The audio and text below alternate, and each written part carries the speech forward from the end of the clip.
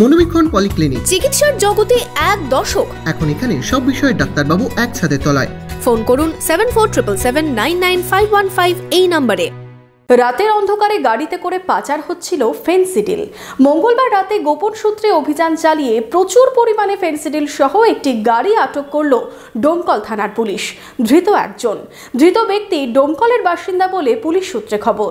বহরমপুর শহরেই 4 star deluxe premium hotel with luxury and comfort golden retreat.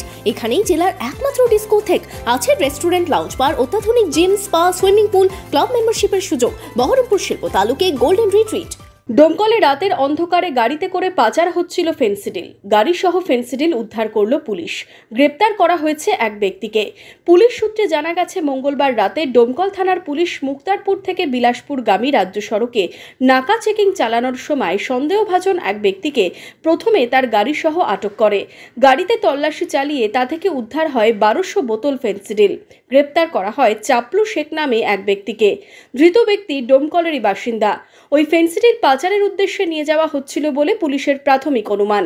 বুধবার তাকে 10 দিনের পুলিশি হেফাজতের আবেদন জানিয়ে বহরমপুরে জেলা আদালতে পাঠানো হয়।